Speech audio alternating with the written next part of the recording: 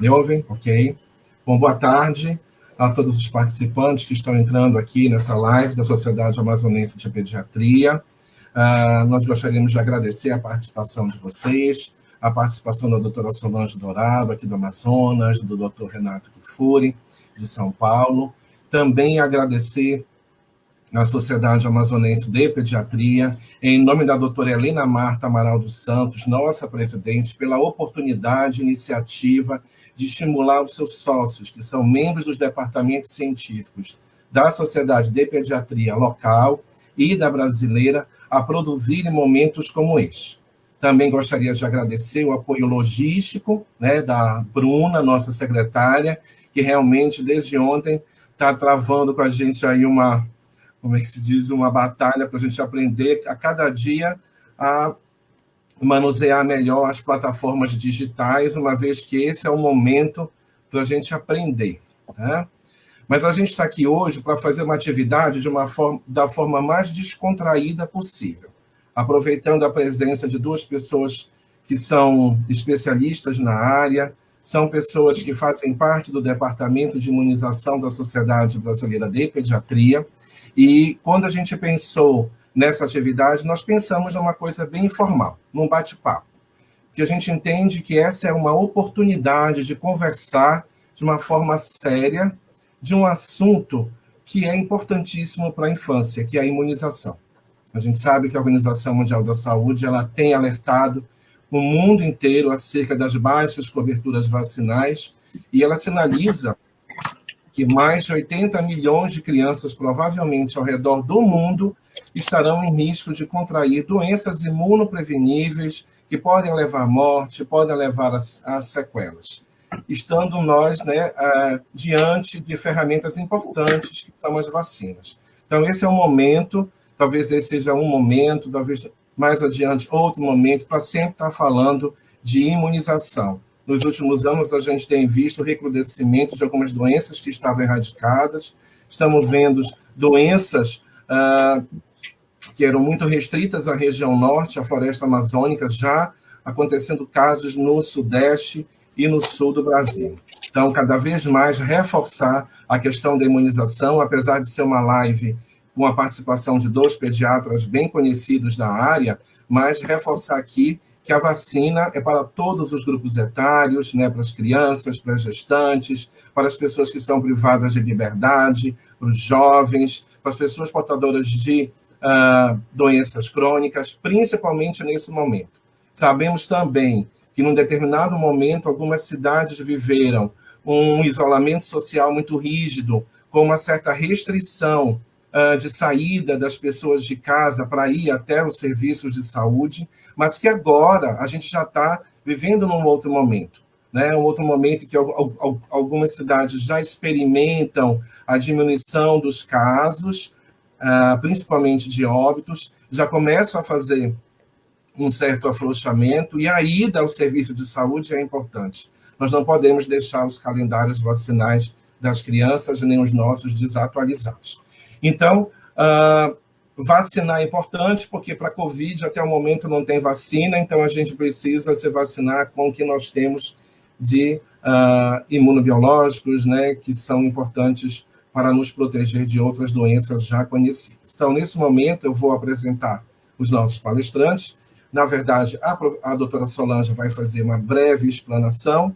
A doutora Solange, todo mundo conhece no estado do Amazonas, né? A pediatra, infectologista, trabalha na Fundação de Medicina Tropical, é referência na área de imunização aqui para a gente, é uma pessoa muito querida, e é uma pessoa que, quando a gente tem uma dúvida de vacina, a gente corre para ela. Eu, pelo menos, sempre corro para ela. Em seguida, o doutor Renato Kifuri, que já foi presidente da Sociedade Brasileira de Imunização, uma pessoa que já veio a Manaus várias vezes, né? É pediatra, é neonatologista, infectologista, e atualmente é o presidente do Departamento de Imunização da Sociedade Brasileira de Pediatria. Só fazendo um adendo, a doutora Solange também faz parte deste departamento, tanto da brasileira quanto da amazonense. Então, eu deixo agora com a doutora Solange, e ela vai fazer algumas considerações gerais. Solange, é com você. Obrigada, Alexandre. Boa tarde a todos. É um prazer estar aqui. Boa tarde ao Renato também. Bem-vindo, Renato. Obrigado por aceitar o nosso convite de estar aqui com a comunidade de pediatras do Amazonas, né, para a gente conversar um pouquinho sobre as imunizações e tirar algumas dúvidas. A gente pensou, então, em iniciar colocando alguns pontos da nossa situação atual, como é que nós estamos com relação às vacinas, e então a gente vai abrir para um bate-papo descontraído. O doutor Renato está aí para ser nosso conselheiro essa tarde, tirar nossas dúvidas e esclarecer vários pontos que todos nós, com certeza, temos de dúvidas, né? A Bruna está ali administrando os slides, então ela vai passar aí para a gente para nos ajudar. Vamos lá, Bruna? Nosso tema, então, vacinação em dia, mesmo na pandemia. E esse que a gente vai conversar um pouquinho agora e ver quais são os pontos importantes que a gente pode destacar disso daí. Então, na verdade, isso aqui é um lema de uma campanha que a Sociedade Brasileira de Imunizações, a SBIM, e a Sociedade Brasileira de Pediatria, em parceria com a Unicef, estão promovendo, né, durante esse período que estamos todos nós atravessando. Próximo, Bruna. Esse período que nos pegou, né, de calças curtas, que foi a chegada desse coronavírus, deixou todo mundo muito apreensivo, muito assustado, mudou totalmente a nossa vida, mudou a nossa rotina, mudou o modo como nós vemos o mundo e mudou o modo como nós nos movemos nesse mundo. E isso não foi uma coisa só local, foi uma coisa do mundo inteiro, e então a gente fica sabendo que a partir de agora nós vamos ter várias perdas, né? E com isso nós temos que ter estratégias, maneiras de viver da melhor forma possível. E junto com essas perdas, nós também estamos sentindo a queda em coberturas vacinais, que já era um problema que nós vínhamos vivenciando no Brasil já há um certo período. Vocês podem observar aí que eu trago esses números do Programa Nacional de Imunizações, mostrando as vacinas, a aplicação das vacinas no nosso país, as diversas vacinas que nós temos na área da pediatria. E nós temos metas a cumprir com relação a cada uma dessas vacinas que, infelizmente, não vinham sendo cumpridas, e isso deixava as crianças expostas às doenças imunopreveníveis. Então, a gente observa aí em 2016, 2017, 2018, já com taxas não satisfatórias, né? Já não acima dos 90% para certas vacinas, como é o caso de BCG e rotavírus, também para as outras vacinas 95% que a gente precisa, pólio, por exemplo, né, baixando bastante, isso nos preocupa muito. No próximo, Bruna. E a gente vê que mesmo em doenças que assustaram, que a gente estava vendo ali o tempo todo na televisão, na mídia, febre amarela, por exemplo, chegando a locais, como o Alexandre comentou, fora da zona tropical, né, chegando nos outros estados mais do sul, vocês observem aí nesse gráfico que São Paulo, Santa Catarina, mesmo estando em alerta para essa patologia, as pessoas não conseguiam chegar para se vacinar porque não eram, não sei se não eram estimuladas, mas não acreditavam, achavam que não era necessário, enfim. E a gente não conseguia cobertura vacinal adequada. Pode passar. E aqui no Amazonas isso não é diferente, apesar de aqui a gente já convivia há muito tempo com a febre amarela, isso já era uma rotina, mas para outras vacinas da pediatria, como por exemplo o BCG, que a gente sempre teve uma taxa bastante elevada, uma cobertura de mais de 100% até, a gente viu durante esses últimos anos esse número diminuir. Então observe aí nesses dados que a gente está mostrando, o BCG com 91, né, rotavírus com 80, enfim, uma preocupação que a gente tenha chegado nesse nível, né? Apesar de toda a batalha do nosso Programa Estadual de Imunizações, a quem eu agradeço na pessoa da enfermeira Isabel Nascimento, que me passou esses dados para a gente estar hoje compartilhando aqui com vocês. Vamos ver o próximo, Bruna, que também vai nos mostrar aqui dados de todo o estado do Amazonas. Eu não sei se dá para, Bruna, tirar esse nome da vacinação em dia, que está ocultando um pouco o número aí do Amazonas, mas nesses dados também a gente está mostrando esses números bastante comprometidos nessa época de pandemia. Então, a coisa que já não vinha bem acabou piorando mais nesse primeiro quadrimestre do ano de 2020. Próximo. Da mesma forma que mostrando na campanha da influenza, né, que a gente está ainda fazendo essa vacina de influenza, isso também ficou bastante comprometido nesse período de pandemia. Então, isso é bastante preocupante, a gente vai ver doenças que a gente pensava que já estavam superadas retornando, e além de ter que lidar com SARS-CoV-1, a gente possivelmente vai ter que lidar com esses outros patógenos também. Próximo. Então, a Organização Mundial de Saúde ficou bastante preocupada com essa situação e lançou um documento em março, já comentando sobre o que poderia ser feito pelos serviços de saúde para melhorar essa ida das pessoas, né? Como eu comentei no comecinho, a gente também teve que aprender a se movimentar. A gente tem que usar máscaras, tem que manter distância, e todo mundo anda com medo. Então, como ir ao serviço de saúde nessa situação? E a Organização Mundial de Saúde lança, então, esse documento, sugerindo várias opções, alternativas que os serviços de saúde podem lançar mão, próximo, para que a gente consiga fazer essa vacinação. E ali também mostra, mais tarde ela lançou um outro documento, em abril, esse primeiro foi em março, também aqui a Sociedade Latino-Americana de Infectologia, também lançando a sua sugestão de como fazer essa abordagem dos pacientes, como estimular e como dar segurança para a população frequentar o serviço de saúde. Próximo. Aqui também o CDC comentando que nesse período que as crianças estão perdendo essas vacinas, né, com certeza eles vão ter que enfrentar outros problemas. A gente está vendo como os Estados Unidos está sofrendo muito com Covid lá. A gente não esperava um país tão forte, tão poderoso, mas também passando por momentos bem complicados. Então, imagina isso sendo piorado com as doenças da infância. A gente pode observar aqui nesse gráfico durante a pandemia, nos primeiros meses, aqui março e abril de 2020, uma importante queda, não só nas crianças menores de 24 meses, mas também nas crianças maiores, né, até nos adolescentes, a queda significativa de todas as imunizações. Próximo. E também que a Covid vai estar comprometendo, né, a saúde e a prevenção de doenças como, por exemplo, o sarampo, que é tão importante, que a gente vem travando uma batalha com ele nos últimos anos aqui no Brasil, e que mais de 117 milhões de crianças vão estar sobre esse risco no mundo com a presença do Covid. Próximo. E aqui no Brasil, então, a Sociedade Brasileira de Pediatria se posicionou junto com a SBIM, foi escrito esse documento, também fazendo essas mesmas considerações. Próximo, falando um pouco de como que a gente pode abordar, falando a questão de confiança, que as pessoas têm que se lembrar que se não for feita a vacina, que no caso também a gente estava em plena campanha de influenza, que seria um complicativo a mais se a gente não conseguisse cumprir com esse calendário das crianças, e foi feito todo um estímulo, uma orientação, tanto para os profissionais de saúde quanto para a população em geral. Próximo.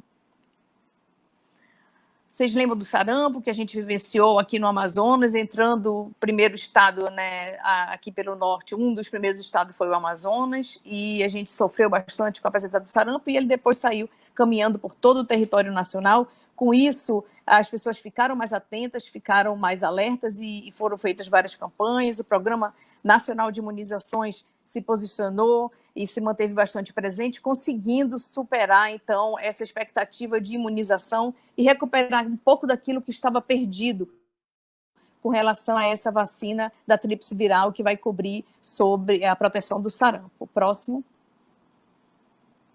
E o que a gente pode fazer, então, de concreto, né? Sabendo que a gente tem que se direcionar para lá, para fazer o serviço, nos serviços de saúde, para fazer a vacinação. E como que a gente vai se orientar? Quais são as vacinas que a gente vai ter que dar nesse momento? Então, a gente segue aqui, apresenta para vocês o calendário de vacinação da SBP, que foi, a cada ano a gente faz uma atualização. Próximo slide. E a gente, então, traz aqui uma sugestão de como que a gente vai sugerir que as crianças brasileiras sejam vacinadas. Lembrem que esse calendário é o calendário da Sociedade Brasileira de Pediatria. O do Programa Nacional de Imunizações é um pouquinho diferente. Algumas vacinas, como, por exemplo, a meningocócica CWY, a gente não tem no serviço público. E agora, como uma novidade para esse ano, ela está chegando para os adolescentes, como reforço na rede para os adolescentes. Mas Algumas outras vacinas são diferentes. E aqui o calendário da Sociedade Brasileira de Imunizações, que é bem parecido, e que eu gosto muito que nessa parte final dele, ele mostra o que tem disponível nas UBSs, o que tem disponível nos CRIAs. Então, os CRIAs são aquele centro de referência de imunobiológicos especiais. Cada estado brasileiro tem pelo menos um. Aqui no Amazonas, nós temos um que funciona na Fundação de Medicina Tropical, onde nós lá trabalhamos, e que muitas pessoas, pacientes com comorbidades, crianças com outras doenças, diabetes, câncer, podem ser encaminhadas e vão receber mais vacinas do que aquelas que nós temos disponíveis na rede. Eu sei que vocês não vão conseguir ver, né? O quadro fica bastante pequeno aí, mas vocês podem dar uma olhadinha no site da Sociedade Brasileira de Imunizações, na sbim.org.br. Próximo. Então, nesse site da SBIM, que eu acabei de mencionar, a gente vai encontrar essa campanha que a gente está falando hoje, Vacinação em Dia, mesmo na pandemia. Próximo. E tem uma série de materiais, gente, super interessantes, que vocês podem consultar. Tem esses cartazes, que vai dar cada cartaz vai dar uma explicação diferente sobre as abordagens, e um manual, esse que acabou de passar era um manual, vocês podem fazer um download em PDF, e esse último slide aqui é o cartaz mostrando para o profissional de saúde como que ele pode se proteger, porque não só a mãe tem medo de levar o serviço de saúde, o filho, e ela mesma, né, se contagiar, mas também o profissional de saúde. Nós tivemos vários profissionais de saúde que adoeceram. Então, aqui tem umas dicas e umas sugestões de como que você pode se proteger enquanto profissional de saúde para fazer uma imunização segura dessa criança, desse adolescente. Então, era mais ou menos isso que a gente queria mostrar para vocês, e agora a gente recebeu durante a semana algumas questões, algumas perguntas, e a gente está aberto aqui também para receber questões que vocês queiram conversar com a gente, queiram perguntar para o doutor Renato, para tirar as dúvidas e a gente conseguir ver se melhora essa nossa cobertura vacinal no nosso estado também, para todas as nossas crianças e adolescentes. Muito obrigado, doutora Solange, excelente, uma boa revisão, né, bem rápido, mostrando a diferença entre os calendários vacinais. Vamos chamar agora o doutor Renato. Doutor Renato, a gente gostaria de agradecer a sua participação, a sua disponibilidade. A gente sabe que a sua agenda está bem estreita, né, com relação... Eu sei que o senhor está fazendo muitas lives, está precisando fazer muitos eventos, mas a gente poderia começar, então, logo com uma pergunta. A gente tem já algumas perguntas de alguns colegas, mas a pergunta que eu queria começar seria o seguinte: num momento como esse que a gente está vivendo de pandemia, que cuidados os pais devem ter ao levar as crianças para vacinar? Uma vez que a campanha da SBP, da SBIM, da Unicef, nesse momento, ela recomenda fortemente que as crianças atualizem, tenham seus calendários atualizados. Que cuidados são importantes observar, principalmente em relação às crianças?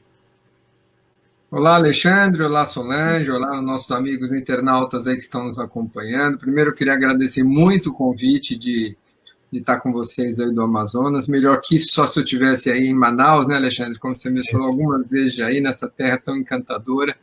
E dizer que é um prazer a gente, pelo menos, poder ver os amigos nesse novo normal, com essa distância toda, mas pelo menos sentir o carinho e poder ver as pessoas. Então, é com muita alegria que eu participo dessa live. Quando a Solange me convidou, não pensei duas vezes, porque são uma turma e um pessoal que me faz muito bem, muito caro para mim. E a Sociedade Amazonense de Pediatria está de parabéns por essa iniciativa. A tua pergunta inicial, Alexandre, em relação aí a como os pais, né, devem se preocupar ou se portar nesse momento, isso traz, né, gerou, desde que a pandemia começou, e as recomendações de distanciamento social, na falta de outra medida protetiva contra a Covid-19, não temos vacinas, não temos medicamentos eficazes, as medidas chamadas não farmacológicas, que é o uso de máscaras, lavagens de mãos, e principalmente o desafio do distanciamento social nos impôs uma nova realidade.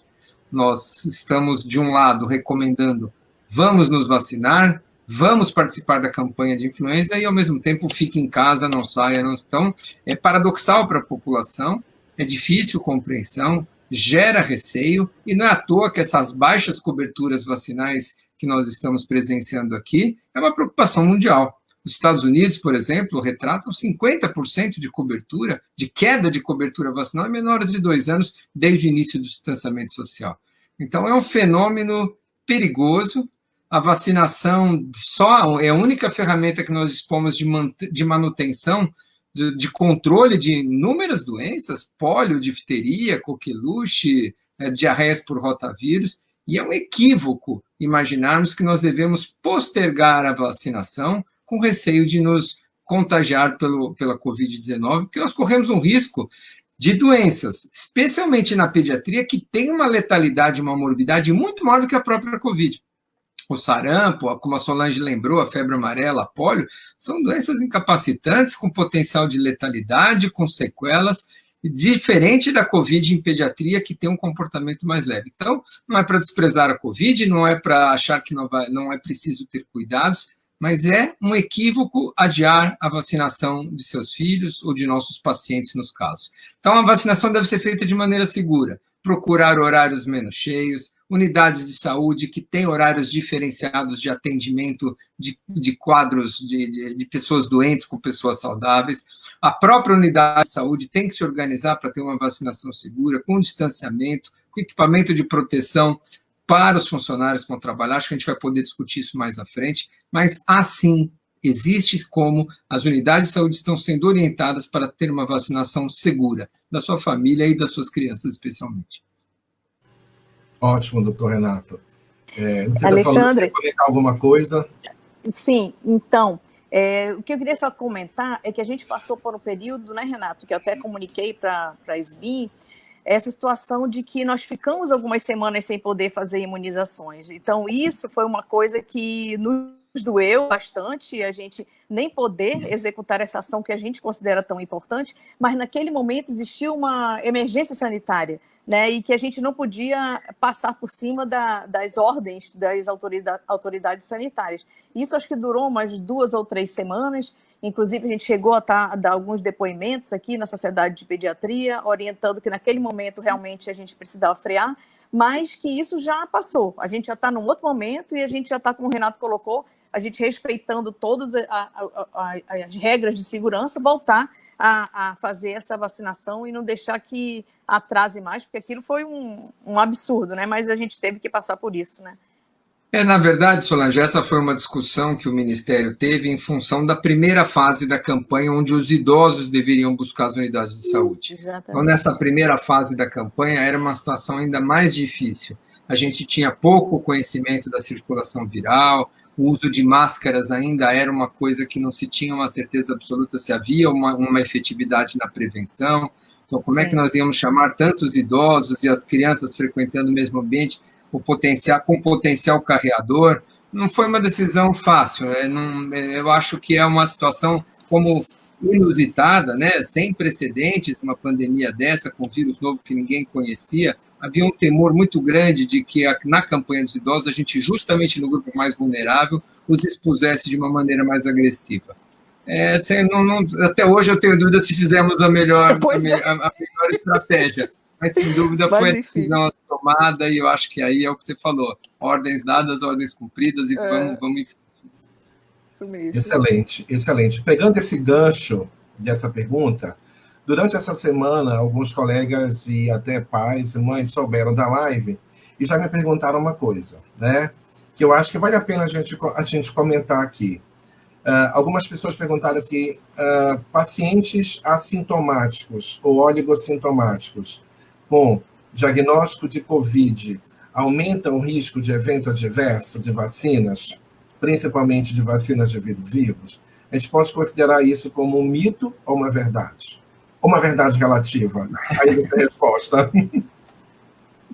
Eu acho que eu posso começar respondendo, Solange? Claro, você é convidado. Eu acho o seguinte, hoje a gente certamente convive nos nossos ambientes de saúde, socialmente, com muitos assintomáticos, né? Muitos assintomáticos vão ao supermercado, muitos assintomáticos frequentam a unidade de saúde, e muitos assintomáticos recebem vacina também. né? Ele está bem, não tem sintoma nenhum, ele vai receber uma vacina ou leva seu filho para tomar vacina, sem a menor ideia se ele é portador, se ele está na fase pré-sintomática, que hoje a gente classifica os momentos da infecção em 3, né? Você tem os sintomáticos, você tem os assintomáticos, aqueles que não desenvolveram sintomas, e os pré-sintomáticos, que estão naquela fase de incubação, já estão com PCR positivo, e aí, obviamente, vão manifestar os sintomas dali a alguns dias. Então, neste convívio diário, inclusive no momento da vacinação, certamente nós estamos vacinando muitos assintomáticos ou pré-sintomáticos. Isso acontece, aliás, com qualquer doença respiratória, né? A gente a vida toda vacinou crianças que, dali 2 dias, desenvolvem um quadro respiratório, desenvolvem uma diarreia viral, desenvolvem um resfriado, ele já estava no período pré-sintomático e você vacinou.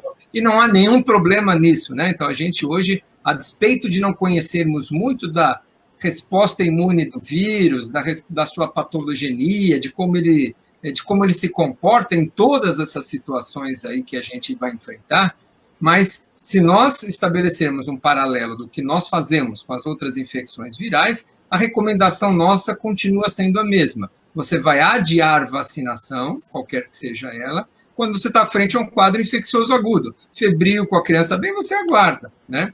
Agora, neste momento onde você sabe que você tem um PCR positivo, você está com uma criança doente, você não sabe se ela vai desenvolver ou não sintomas, eu acho que é prudente você esperar uma semana, 10 dias para vacinar essa criança, se ela não vai manifestar sintomas e você eventualmente, seja para vacinas vivas, seja para vacinas atenuadas, né? Fase aguda de doença que pode estar pré-sintomática, minha sugestão seria aguardar uma semana, adiar a vacinação nesses casos. Mas lembrando que nós estamos vacinando certamente nessa campanha, e muitos assintomáticos, muito pré-sintomáticos, muitos infectados pelo vírus e nem estamos sabendo disso, né?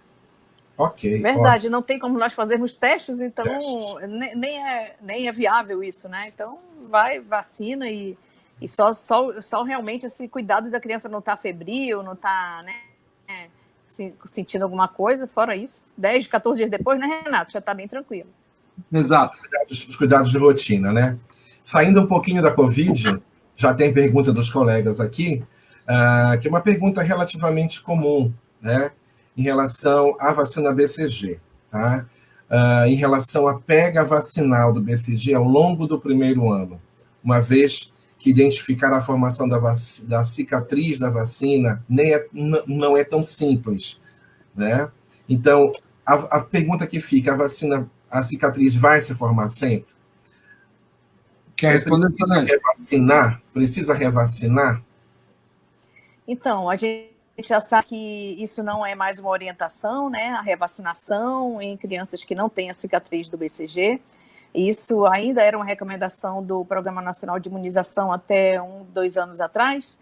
E antes do Programa Nacional de Imunizações parar essa recomendação de revacinar, a Organização Mundial de Saúde já tinha feito isso.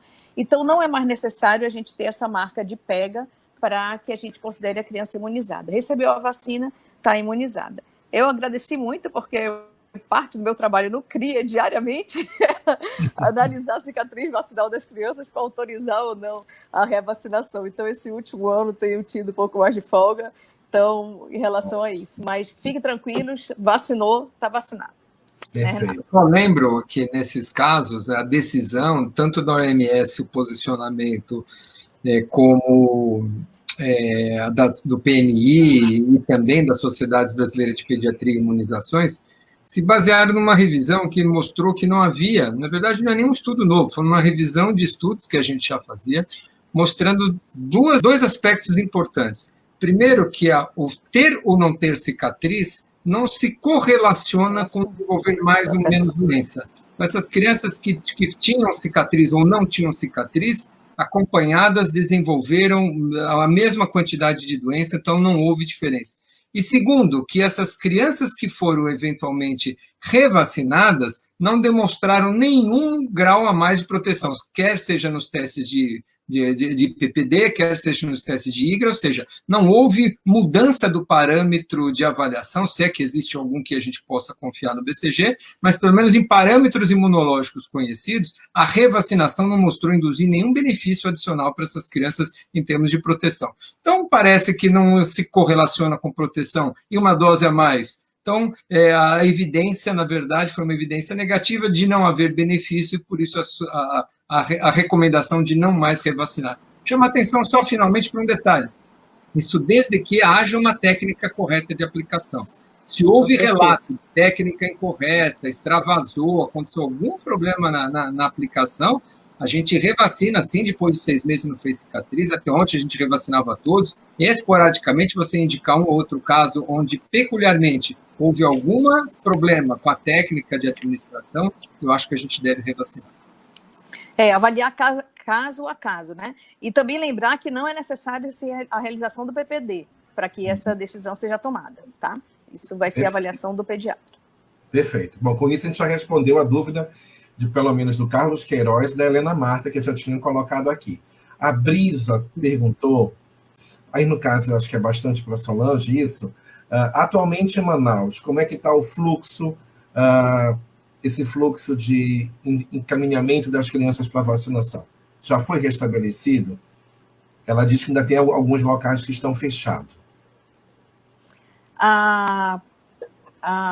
O Programa Municipal de Imunizações se organizou para receber os pacientes. Olha, as informações que eu tive da coordenadora é que sim, estava tendo um fluxo bem interessante de crianças, mas lembre que para algumas vacinas, somente alguns postos que funcionam, umas 5 unidades, se não me engano, que funcionam, por exemplo, para BCG, né? Não são todas as unidades que fazem essa vacinação, mas os postos estão abertos, estão recebendo as crianças. A gente lá na Fundação de Medicina Tropical, no CRIA, também está funcionando. O que todos os serviços têm tido cuidado é de pedir que se respeitem aquele espaço social, né? Não aglomerações, tentar ir em horários alternativos, o uso de máscaras para os maiores de 2 anos de idade, mas sim, a gente está vendo que está tendo um retorno, sim, graças a Deus, para essa campanha. Agora, com certeza, Alexandre, não está a movimentação normal, né? Que as pessoas ainda estão assustadas. Mas eu acho que, gradativamente, agora vai ter a nova etapa de abertura dos serviços aqui na nossa cidade, né? Eu acho que, com isso, as pessoas vão se sentir mais confiantes em retornar. Perfeito.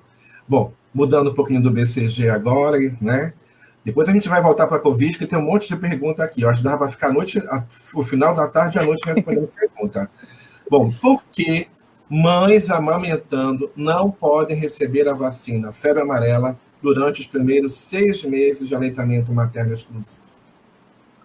Essa é uma pergunta, Alexandre, que a gente tem visto bastante, realmente trouxe muita curiosidade aí da comunidade científica, porque aqui no Brasil, em Porto Alegre, foram descritos 2 casos de crianças que estavam amamentando, bebês que eram amamentados, e sua mãe, lactante, recebeu a vacina febre amarela durante a amamentação. E 2 deles dessas 2 crianças desenvolveram uma doença neurológica, uma delas até grave, com sequelas, e depois foi reportado, depois dessa publicação brasileira, até um caso no Canadá, que foi o 3º caso. E muito se discutiu, se investigou, será que não foi dada a vacina na criança? Como é que é possível uma vacina de vírus vivo aplicada na mãe ser transmitida pelo leite materno, né, completamente diferente do que a gente imagina com as vacinas de vírus vivo, excreção pelo leite materno. O bebê adquiriu a encefalite pelo vírus vacinal da febre amarela por via oral, que é outra transmissão também absolutamente desconhecida da febre amarela, mas reportaram-se 3 casos, ou seja, foi documentado em líquido cefalorraquidiano, nesses estudos do líquor, a presença do vírus vacinal da febre amarela que a mãe recebeu. Então, houve uma descrição de transmissão via leite materno. Volto a dizer, o que era inusitado até então, absolutamente impensável que uma vacina de vírus vivo possa descrever esse tipo de fenômeno. Mas 3 casos reportados, fez com que o próprio CDC, a Organização Mundial da Saúde e o Ministério da Saúde do Brasil posicionasse exatamente nessa situação. Até 6 meses, onde a criança ainda tem uma imaturidade da barreira hematolicórica, inclusive ela nem pode receber a vacina de febre amarela por isso. Bebês cujas mães, né, que estão sendo amamentadas, as mães não devem receber vacina de febre amarela neste período. E se, porventura, ela estiver sob risco epidemiológico, precisar receber a vacina, o aleitamento materno deve ser interrompido por 10 dias. Esse período de 10 dias também foi discutido, porque é o período que o vírus eventualmente pode ser replicante, né, dentro do organismo materno e com isso ser transferido. Então essa tem sido a recomendação e esse é o racional que a gente mudou essa conduta, por mais pouco racional que ele pareça, sem dúvida, essa é uma via ainda pouco conhecida que a gente está aprendendo com ela, né? Só um dado recente também, recentemente o Estado de São Paulo publicou, fez uma revisão de mães que estavam amamentando e foi-se pesquisado o vírus vacinal no leite materno dela. E de crianças pequenas, foram inadvertidamente vacinadas. Acho que foram mais de 2 dezenas de mães. Não se encontrou PCR do vírus vacinal em nenhum leite materno de nenhuma dessas mães em várias amostras seriadas, mostrando que eventualmente é eventual esse achado realmente. Ok. Bom, uma pergunta. A gente já respondeu aqui várias colocações dos colegas, principalmente em relação à Covid nas falas iniciais. Mas tem uma pergunta aqui que o pessoal insiste ainda em fazer de vez em quando, não está aqui, mas, afinal de contas, quem toma a vacina da gripe desenvolve gripe depois? Isso não pode complicar um diagnóstico de coronavírus? Me fizeram uma pergunta essa semana semelhante a essa. Eu queria que vocês comentassem. Eu vou só iniciar e aí o Renato dá segmento. A gente, inclusive, recentemente publicou pela Sociedade Brasileira de Pediatria um documento sobre influenza, onde a gente fazia comentários sobre a indicação da vacina, os eventos adversos, né? E o que pode acontecer de reação quando se recebe essa vacina. Então, realmente existe essa crença popular, vamos dizer assim, que a pessoa vai ter uma gripe após receber a vacina. Isso é impossível, a vacina não é viva, ela não contém o vírus inteiro ativo da influenza ali na sua composição, então não tem como ela levar a uma gripe. O que pode acontecer é uma reação do próprio organismo ao receber um imunobiológico. Então, a gente trabalha lá no CRIA, por exemplo, com eventos adversos já há muitos anos, então a gente já está acostumado a ver uma série de reações de vacina, cada vacina se comporta de uma maneira, as vacinas vivas demoram 5 dias para dar febre, para dar uma reação, e as vacinas mortas, que nós chamamos, inativadas, dão mais precocemente essa reação. Então, pode ter um leve mal-estar, uma sensação de febre, mas isso é uma reação do organismo a receber o imunobiológico, mas não é, de forma alguma, a doença da gripe. E o que o Renato comentou anteriormente também é que, quando a gente vacina uma pessoa, a gente não sabe se aquela pessoa, por acaso, já está no período de incubação de uma doença, e pode ser a influenza. Nós vacinamos no período época de estação de gripe no sul. Aqui no Amazonas, não, né? Renato sabe, a gente vacina durante a estação da influenza. Então, às vezes, isso também pode fazer com que a pessoa tomou a vacina, fique atenta à sintomatologia e aí acha que desenvolveu, mas, na verdade, não tem como. Né? Renato, daí a... Não, acho que é isso mesmo. Não, você falou tudo. Acho que talvez esse é um dos maiores mitos, né, que a gente vê em vacinas, é que a vacina da gripe causa gripe, como a Solange bem disse, a vacina é feita com fragmentos, né? O vírus é morto, é esquartejado, ele é lavado no detergente, o que a gente injeta ali são partículas sem nenhum material genético viável, ou seja, sem capacidade de replicação, sem capacidade de induzir nenhuma doença.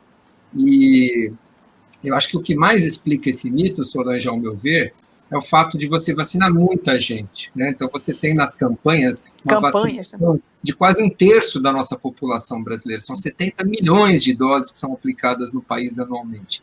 Então, eventos que vão acontecer nos dias seguintes à vacinação, que inexoravelmente vão acontecer, de atropelamentos a doenças respiratórias, como você bem colocou, vão acontecer com ou sem vacinação. Então, qualquer evento que aconteça no dia seguinte, 2 dias depois da vacinação, é praticamente impossível você convencer o indivíduo que recebeu a vacina que aquela amidalite, aquela sinusite, aquele dedo que ele quebrou, o acidente que ele sofreu, não foi por conta da vacina, né? Então, qualquer coisa que aconteça, eu estava bem, tomei a vacina, hoje eu tive uma convulsão, Aconteceu. Hoje eu tive uma dor de garganta, hoje eu tive uma amidalite, hoje eu peguei uma influenza, ele vai correlacionar com a vacina. Eu costumo dizer que ninguém brinca, eu brinco dizendo que ninguém correlaciona a vacina com algo que deu certo. Achou o amor da Só vida, errado. ganhou na loteria, foi a vacina que me fez acontecer coisas boas. A vacina só serve para se relacionar com coisas Só ruins. leva a culpa. Só leva a culpa, né? O bônus não leva, não. Mas esse é o desafio da vacinação. A gente vacina pessoas saudáveis. E quando essas pessoas têm qualquer intercorrência que acontecerão temporalmente associada com essa vacinação, é difícil você não fazer essa relação temporal e para a população você justificar uma causa e efeito ou separar que não existe uma causa para esse efeito é muito difícil. Ok, muito bom. Ainda sobre a vacina do H1N1, da influenza, as pessoas têm muitas dúvidas. Tomou vacina no ano passado, em julho de 2019. Continuo protegido? Preciso tomar a vacina agora? Por que eu preciso tomar a vacina? Se sim. Alexandre, por 2 motivos principais, nossa internauta pergunta. O primeiro deles é que os vírus mudam anualmente, né? O vírus influenza, talvez a principal característica do vírus influenza é essa sua capacidade de mutação. Então, ele vai sofrendo variações, ele continua sendo o vírus influenza, mas ano a ano ele sofre pequenas variações que faz com que o nosso sistema imune não o reconheça como algo que a gente conhece, que a gente já se expôs.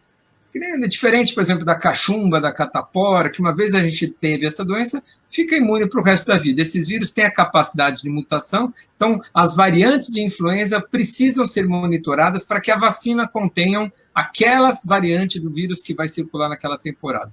Esse motivo, por si só, já justifica a vacinação anual, porque a vacina muda a sua composição.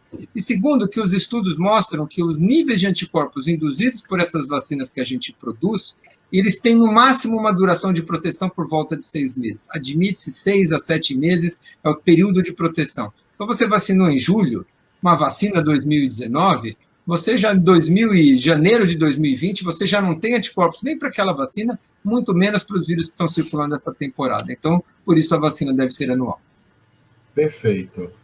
Uma outra pergunta, também nesse gancho, que é bem interessante, porque ela traz uma dúvida para as mães no primeiro ano de vida, elas perguntam assim, a vacina para a gestante do H1N1 realmente protege o recém-nascido e o lactente até que ele receba a primeira dose depois do 6º mês?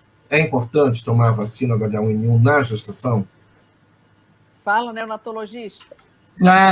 Posso falar de novo, mas você me complemente, por favor.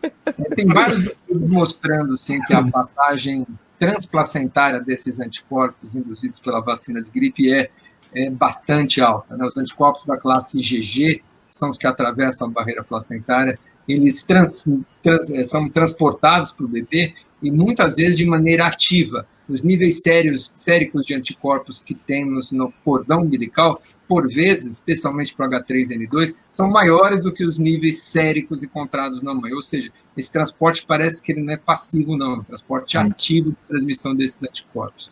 E vão diminuindo esses anticorpos, essa imunização passiva que o bebê recebe da mãe, ela dura por um certo período. Então, geralmente, mais ou menos 20 semanas, 20 a 24 semanas, é o período que esses anticorpos duram, quando o bebê vai voltar a ficar vulnerável, e aí você vai vacinar essa criança aos 6 meses. Então, nós temos 2 vias de proteção ao vacinar a mãe. Primeiro, essa passagem transplacentária.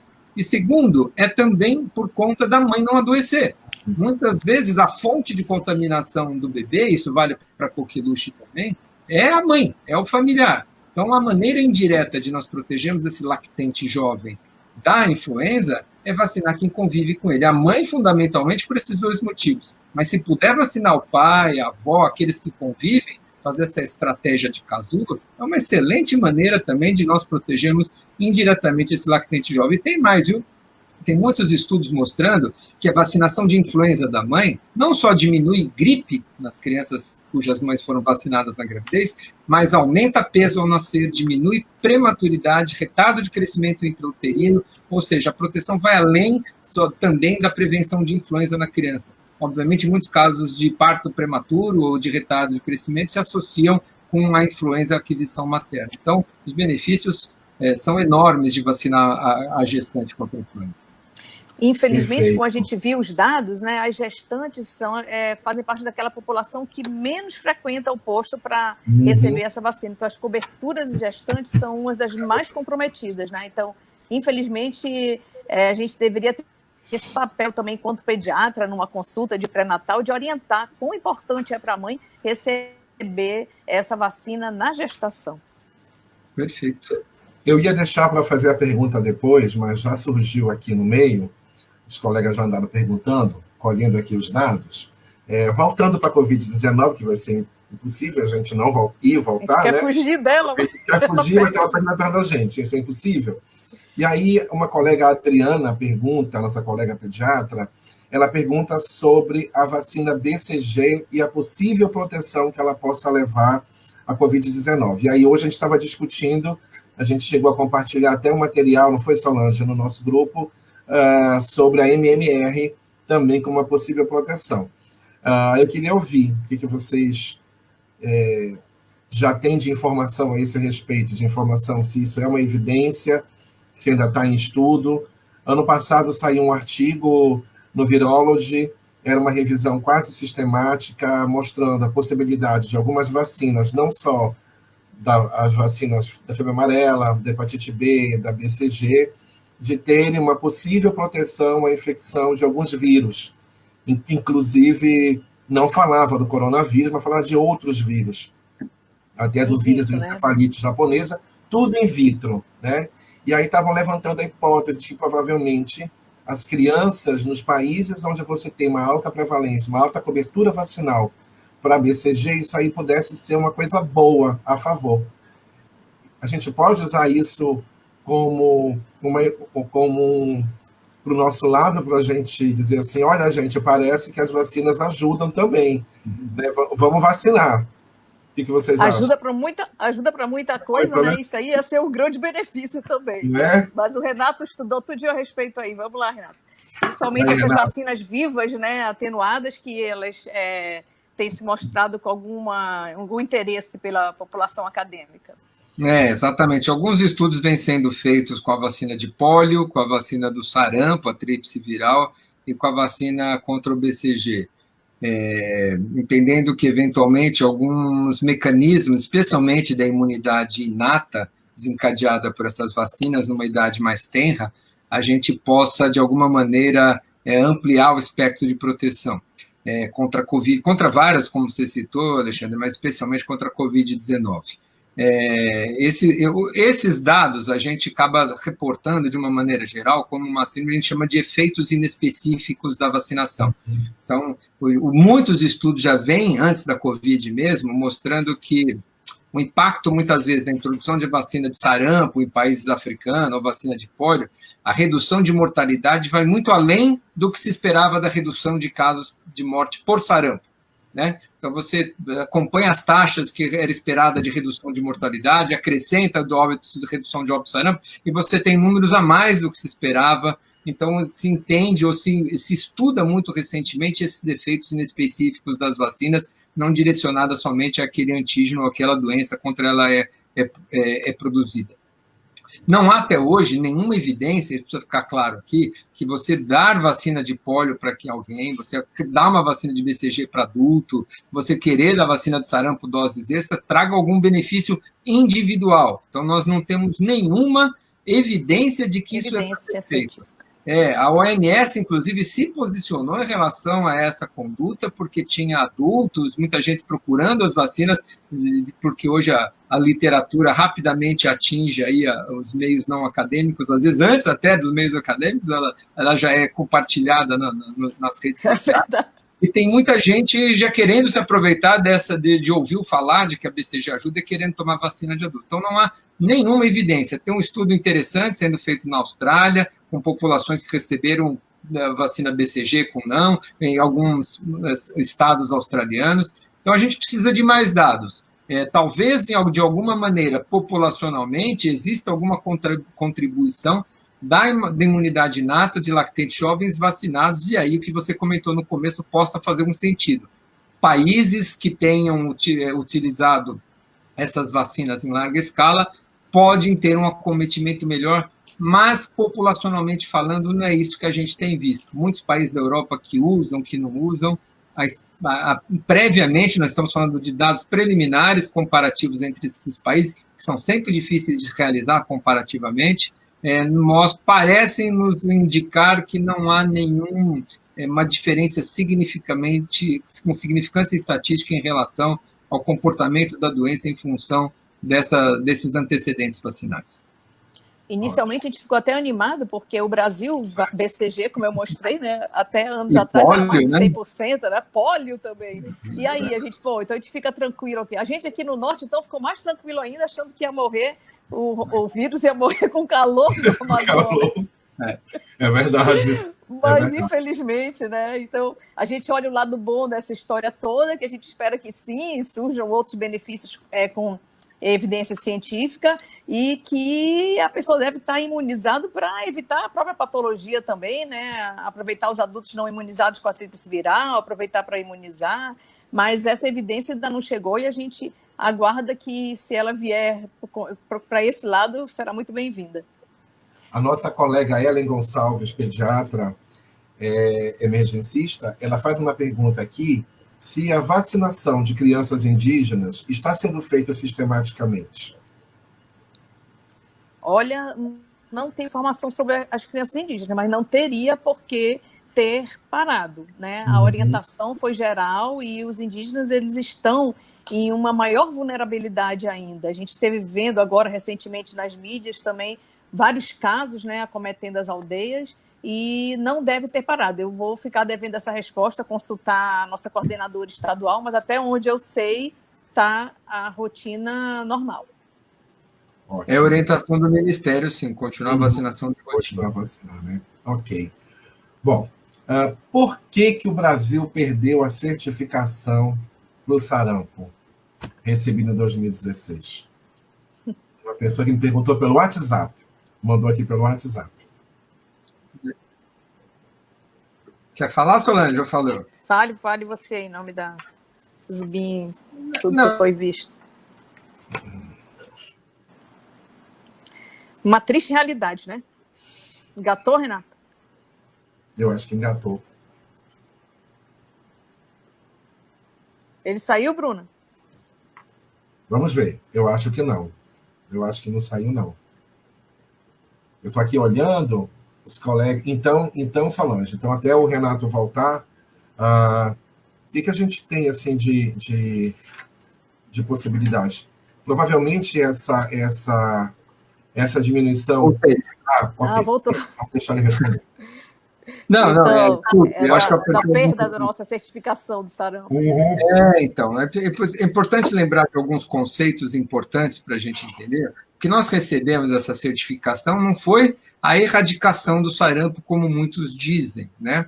O sarampo não foi erradicado, nós recebemos uma certificação de eliminação da circulação do vírus entre nós. Isso quer dizer o quê? Nós atingimos coberturas vacinais suficientemente elevadas para que, quando um caso importado chegue aqui no país, não desencadeie circulação sustentada do vírus. Gere 1, gere 2, gere 3 quadros secundários, mas não há circulação sustentada. Então, quando você fica um período longo sem circulação, você diz que aquela região, no caso não foi só o Brasil, foram as Américas, aliás, o Brasil, com o nosso último surto em Pernambuco e no Ceará, retardou essa certificação que a Organização Mundial da Saúde deu para as Américas. Então, em 2016, recebemos essa certificação após o controle do surto de Pernambuco e do Ceará, e o Brasil ficou livre da circulação do vírus.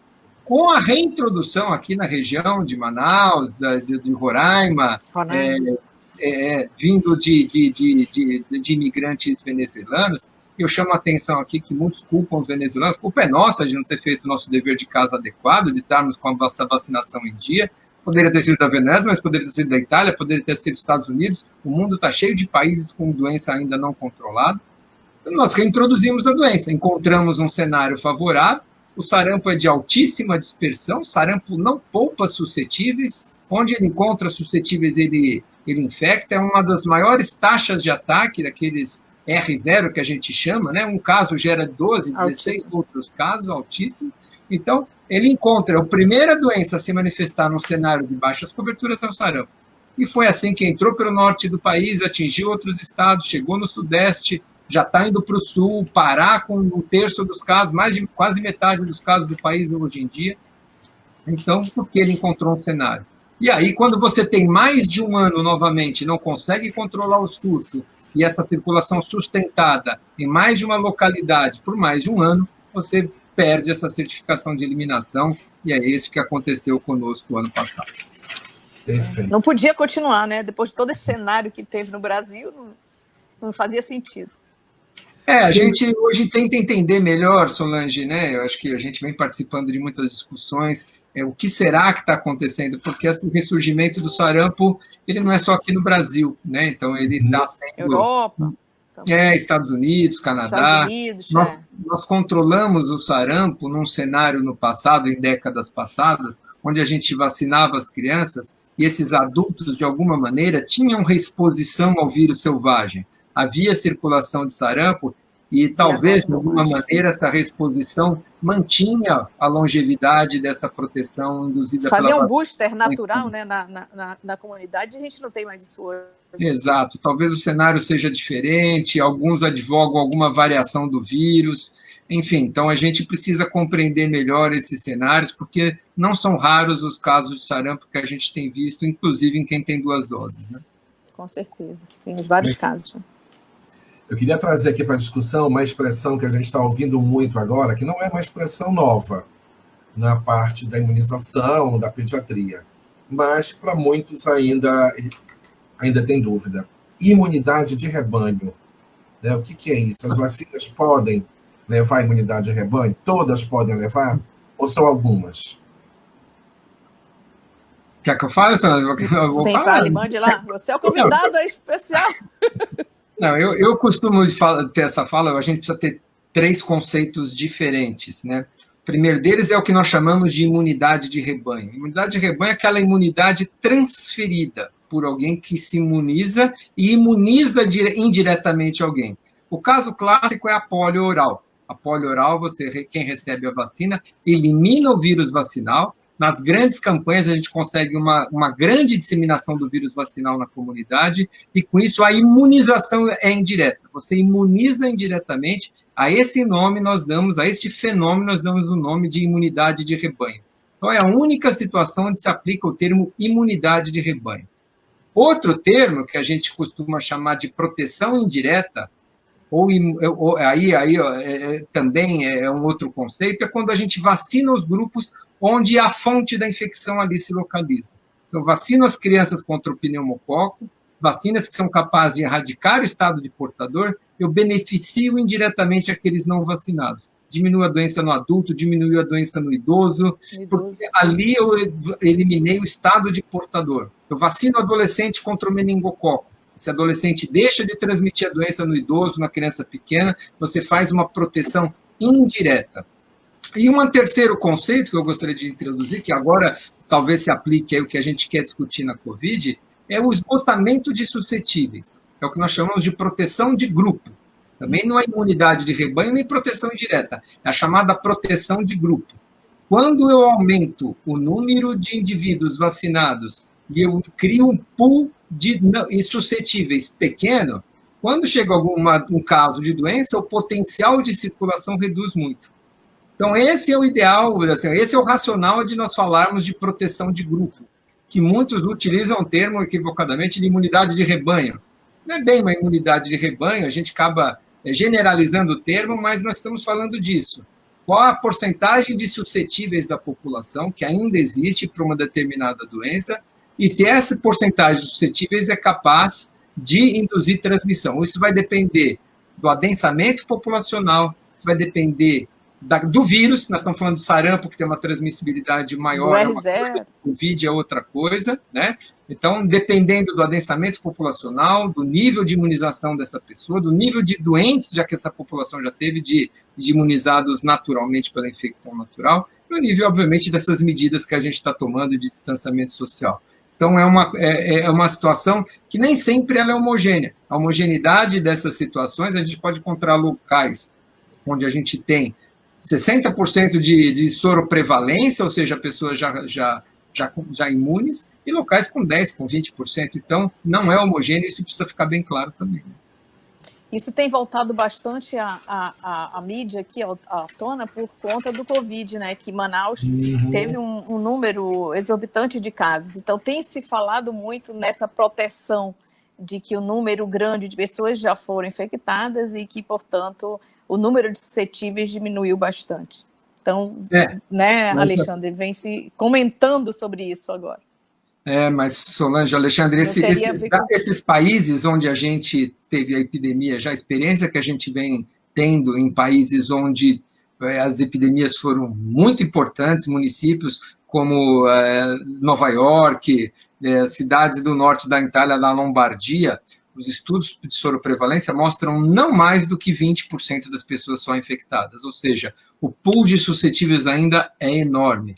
A despeito dos testes que nós dispomos não serem ideais, a despeito que nós não conhecemos qual é o correlato de proteção, se esses níveis, se existe imunidade celular implicada, mas os estudos de soroprevalência hoje ficam em torno de 15% a 20% em locais onde a epidemia foi grande, onde o número de acometimento foi absurdo, como Nova York, como a Lombardia, como Madrid, cidades grandes, a gente ainda tem perto de 15% a 20% só da população contaminada. Bem diferente do que se imagina, né? E esse vírus vem surpreendendo, então, em todas as suas facetas. Exatamente. Estamos aprendendo um pouco a cada dia. Exatamente. Dia. Bom, em relação... Vamos ver aqui. Já temos mais perguntas. O Fórmula está adiante. Está terminando. Sabemos que a vacina tríplice viral ela é recomendada de rotina para pessoas entre 12 meses e 49 anos. Diante de um surto, outras faixas etárias precisam ser vacinadas? O Renato vai comentar aí. Isso aí foi uma observação de que se pensava que tinha de suscetíveis, que considera-se que o sarampo circulava muitos anos atrás na nossa comunidade, como o Renato colocou, e as pessoas de mais idade já tinham experimentado, né, já tinham vivenciado o sarampo. Mas alguns locais, Alexandre, viram isso de uma forma diferente, inclusive São Paulo, né, Renato? Ele aumentou, o pessoal de São Paulo aumentou a faixa etária para 59, se eu não me engano, e todo o país faz até 49, mas São Paulo entendeu, pela situação epidemiológica, que deveria fazer até 59 anos. Como é que foi, Renato, para chegarem nessa determinação? São Paulo fez uma conta retroativa em relação a quando as vacinas foram introduzidas, o esquema de uma dose, de 2 doses, e a conclusão do nosso histórico foram que pessoas nascidas a partir de 1960, ou melhor, que nasceram, tinham um esquema vacinal pausa. Então, a gente não usa tanto a idade. Então, há indivíduos que nasceram antes de 1960, esses realmente já tinham uma situação epidemiológica diferente. Nasceu depois de 1960, ou seja, até 59 anos, 60 anos hoje, eles ainda recebem uma dose da vacina e até os 40 anos 2 doses, acima de 40 a 60 uma única dose. Então, é uma conta que a gente, assim, é um cálculo que a gente leva em conta, não a idade da pessoa, mas epidemiologicamente. Epidemiologicamente em função do ano de nascimento e de quando foram implementados esses programas e quando a vacina a doença estava sob controle, esse indivíduo é considerado ainda potencialmente exposto. Mas há que se entender que essas variações regionais, as vacinas há décadas atrás eram implementadas em estados de maneiras diferentes, não existia o PNI ainda, o PNI tem 40 anos, então a gente não tem ainda uma regionalização única no país, então, quer dizer, uma regionalização obviamente, em cada região, então a gente precisa ter esse olhar para entender que os cenários epidemiológicos, entender também que o vírus do sarampo, quanto maior a idade do indivíduo, maior a sua chance de exposição e de já ter tido contato prévio. Uma questão só que vale a pena, que nós estamos aqui vendo muito, é o nível de exposição para profissionais da saúde.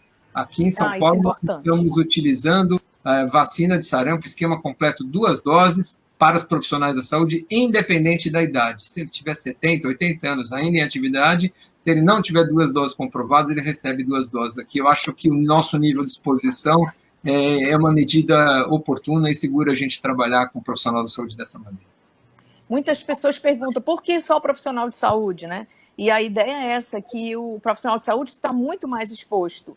E também ele tem uma chance de adoecer e de transmitir essa doença para os pacientes. Então, ele tem esse duplo risco, né? Essas 2 vias, tanto de adquirir quanto de estar levando esse risco para os pacientes. Então, não existe esse limite de idade para os profissionais da área da saúde. Perfeito. Perfeito. Já caminhando já para o final, né? A gente já tem bem pouquinho aqui, a gente já está faltando uns 5 a 10 minutos. Eu queria, na verdade, voltar um pouquinho à situação da Covid-19, porque é inevitável. Mas eu queria ouvir, na opinião de vocês, o seguinte: até que o mundo tenha uma vacina que produza uma imunidade significativa, vocês acreditam que países poderão vir a exigir atestado de imunidade e comprovantes vacinais, inclusive para outras doenças? Vocês acham que essas políticas internacionais elas podem ser mais rigorosas? E aí, falando um pouco mais específico em relação aos brasileiros, pelo fato de nós sermos um país onde estamos com altíssimo número de casos, né, de Covid, em segundo lugar, tanto em casos de infectados, em segundo lugar de óbitos. Vocês acham que isso é possível? Olha, Alexandre, eu acho que... Fala você. A gente vem experimentando essa situação agora de uma forma inusitada e, com certeza, a própria Organização Mundial de Saúde está também fazendo seus estudos e as suas observações, e às vezes isso até nos confunde, né? Um dia fala uma coisa, outro dia fala outra, mas porque as coisas estão sendo descobertas e esse vírus ele tem esse comportamento diferente do que tudo aquilo que a gente tinha de conceito até dentro da infectologia, né, Renato? A gente aprendia que o IgM ia surgir um tempo, daqui a pouco caía, e o IgG só ia surgir depois, a gente vê que nele não é exatamente assim, e da mesma forma nós não temos atualmente exames de uma sensibilidade e de uma especificidade suficiente que nos dê a segurança de dar o que todo mundo busca, aquele tal certificado de imunidade. Então, tudo isso tem que ser levado em consideração e, claro, cada país quer ter a sua política de proteção, quer proteger a sua população. E eu acho que nesse momento é um momento que ninguém tem a razão. Todo mundo está buscando um meio de ver como que faz para essa proteção. Por exemplo, se o Brasil tivesse tido essa preocupação anteriormente com relação às coberturas vacinais, efetivamente, feito a vacina de sarampo direitinho, cobertura vacinal adequada para toda a sua população, a gente não teria tido o susto que a gente teve com o sarampo passado. Então, a culpa é do Venezuela? Não, a culpa é do Brasil. Então, cada país agora com a Covid está tentando ver a melhor forma de se proteger. Não acredito que a gente possa...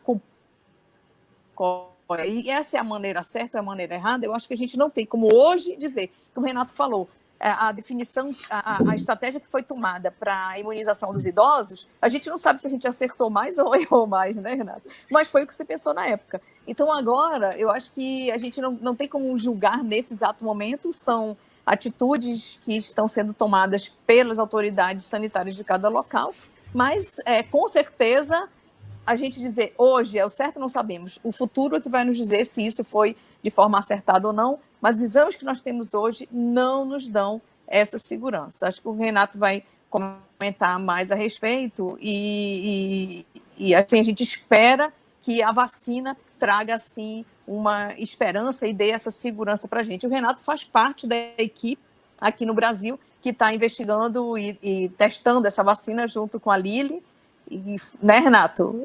Vai participar bastante desse grupo. Ei, saiu também. Parabéns.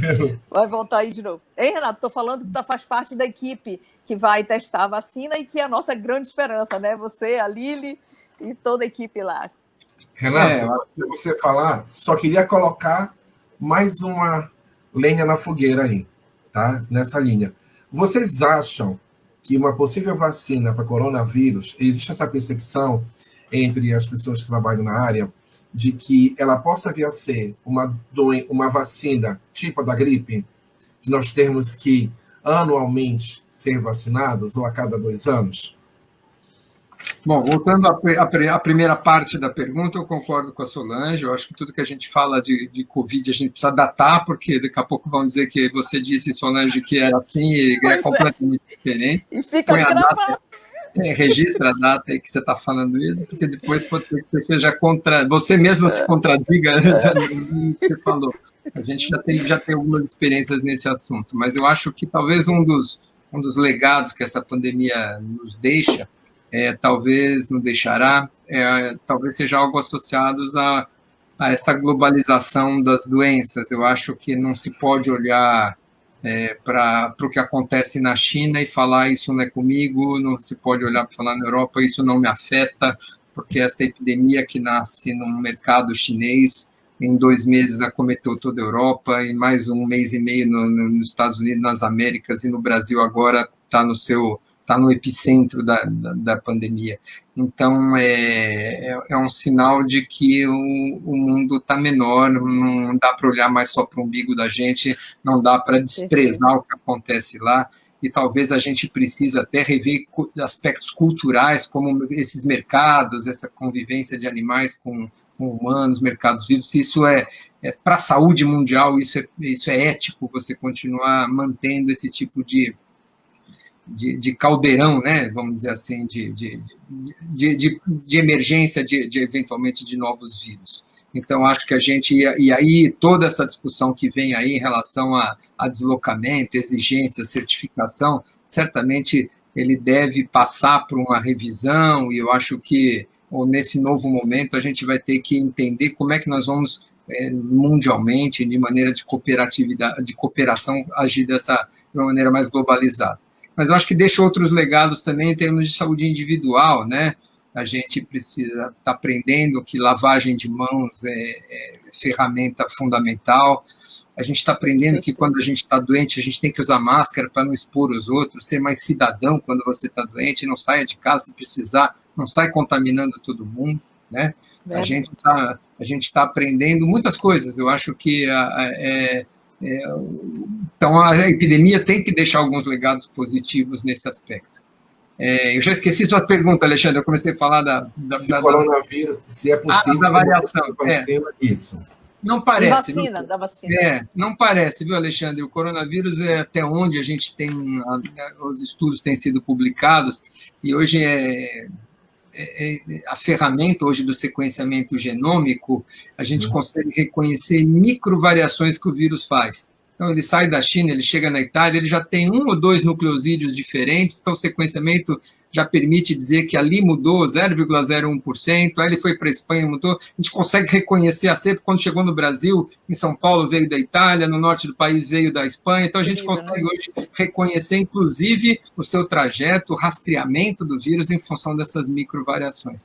Mas nenhuma delas tem expressado, nas suas variações antigênicas, aspectos que mudam, genes que expressam proteínas estruturais importantes no desenvolvimento da resposta imune, especialmente nas proteínas de espícula que ficam em volta do vírus. Então, a percepção que se tem é que a proteína mais estável, proteína contra quais nos induzimos nossos anticorpos e que estão sendo alvo das vacinas, é uma proteína bastante estável, que aparentemente, de novo, aqui em junho, nós estamos dizendo que parece que não vai ser nenhuma vacina que vai precisar variações dessa vacina para proteção. Então, esse é um caminho, e a gente tem se beneficiado de várias plataformas de desenvolvimento de vacinas anteriores ao SARS, ao MERS, aos coronavírus anteriores, que já tentaram modelos de vacinas de RNA, vacinas de DNA, vacinas de vetores virais, usando outros vírus para carrear o material genético do SARS-CoV no organismo. Então, hoje a gente tem uma expectativa muito grande. Eu acredito muito mais numa vacina para controle da doença do que num antiviral específico para o SARS-CoV. Para doenças respiratórias, dificilmente a gente desenvolve antivirais bons. Né? Para influenza, eu acho que é o único antiviral que a gente tem na prática e com todas as limitações que o Tamiflu tem. Então, a gente hoje, eu não tenho muita expectativa de termos um antiviral, mas em compensação com vacinas, eu acho que esse vai ser o caminho. E aí a discussão de produzir em grande quantidade, para quem, para quando, é outra discussão sem fim. Perfeito. Bom, caminhando para o final, então, para a gente finalizar, eu quero fazer uma reflexão e vocês podem aproveitar e continuar com essa reflexão, dando a mensagem de vocês final, e aí vocês já aproveitam e já se despedem. Eu aproveito a oportunidade para agradecer novamente, primeiro a Solange, porque ela comprou a ideia. Quando eu falei para ela, ela ficou meio... Aí eu disse, bora, Solange, bora, chama o Renato, e foi muito rápido. E quando eu digo, olha, deu certo. E a gente começou a montar essa live. E, sinceramente, eu gostaria que tivesse mais uma hora, porque é muito gostoso falar de vacina. Então, assim, agradecer também ao Renato, porque eu sei que a agenda dele é muito estreita, e dizer que você é realmente o nosso convidado ilustre, uma pessoa que a gente tem maior respeito e admiração, sabe do seu trabalho, à frente da Isbin, à frente do departamento. Mas, para finalizar, já me despedindo, já não mais falando, já deixando com vocês, eu queria só trazer o seguinte, uma pesquisa publicada em novembro de 2019, que foi feita entre o dia 19 e o dia 22 de setembro de 2019, com brasileiros acima de 16 anos, uma pesquisa feita pela Avaz, em parceria com a Isbin. Elas mostram que a pouca circulação de informação confiável sobre vacinas tem sido parcialmente preenchida por conteúdo anti-vacinação e desinformação postados e compartilhados nas redes sociais e nos aplicativos de mensagens. E algumas vezes são criados por pessoas que vendem, entre aspas, curas alternativas junto com conteúdo anti-vacinação. Então, assim, nesse momento em que a gente tem, né, em que a ciência ela está sendo questionada, os pesquisadores estão sendo questionados, que mensagens que vocês gostariam de deixar diante do que a gente tem visto e tem colaborado, sim, né, para essa pandemia que a gente está tendo, essa falta de controle do governo, de todos os governos municipais, estaduais e federal. Que mensagens vocês gostariam de deixar para as pessoas que estão aqui nos assistindo? E já, na sequência, vocês já podem ir se despedindo e eu espero vê-los numa próxima. Muito obrigado. Obrigada, Alexandre. Realmente ele nos estimulou, né, a fazer essa live e te agradeço muito a paciência e o estímulo também. Então, muito gostoso estar entre amigos. Muito obrigada, Renato, com quem eu tenho o prazer de conviver na sociedade, no departamento, com quem eu aprendo todo dia. E nosso parceirão aqui, sempre dando suporte, nos orientando e estimulando o Amazonas nessa área de imunizações.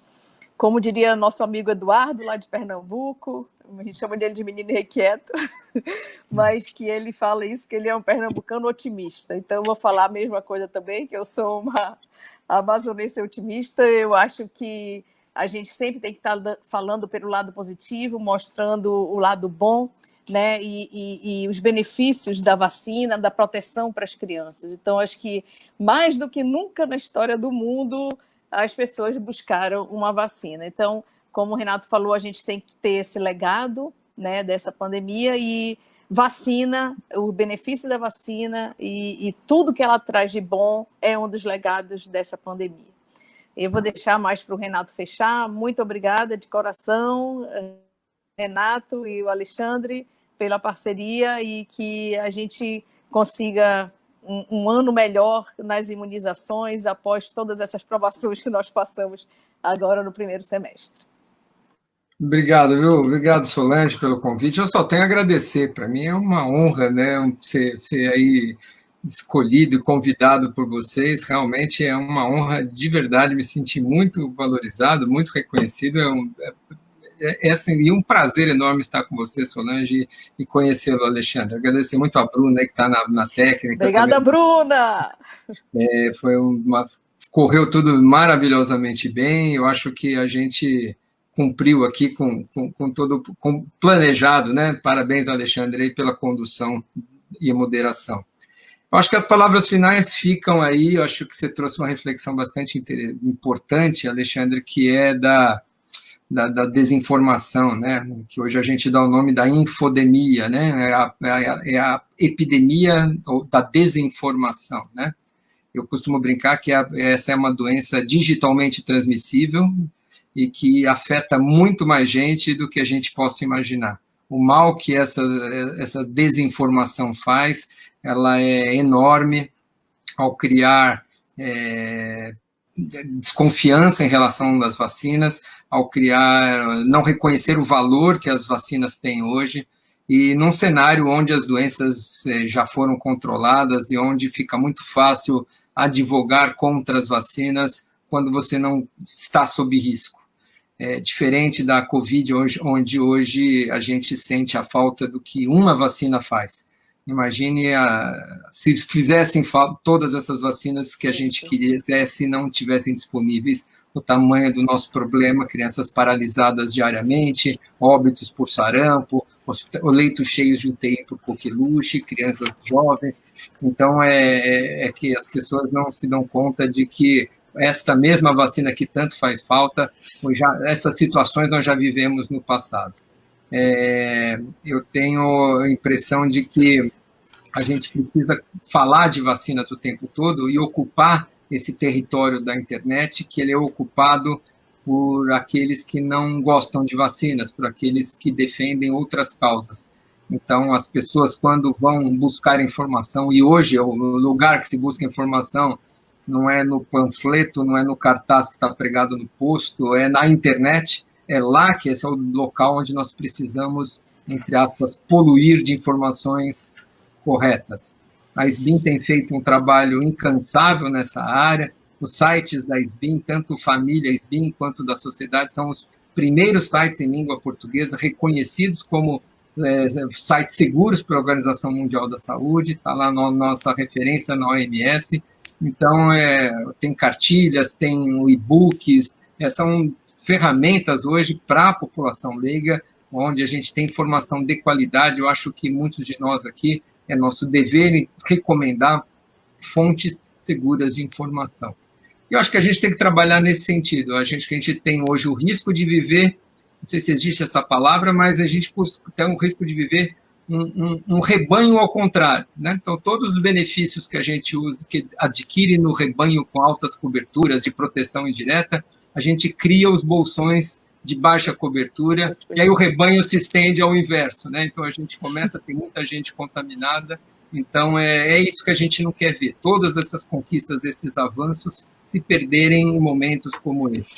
Então, só tenho a agradecer de novo. A gente está aqui junto, Solange na SBIM, está junto na SBP, principalmente. É uma honra e um prazer estar com vocês. E todos que nos aguentaram aí por 1h30 nessa live, então, agradeço imensamente aí a paciência de nos ouvir esse tempo todo. Muito obrigado. Muito obrigado. Muito obrigado, gente. Um abraço para vocês. Um abraço, tchau. Tchau, tchau. Um abraço.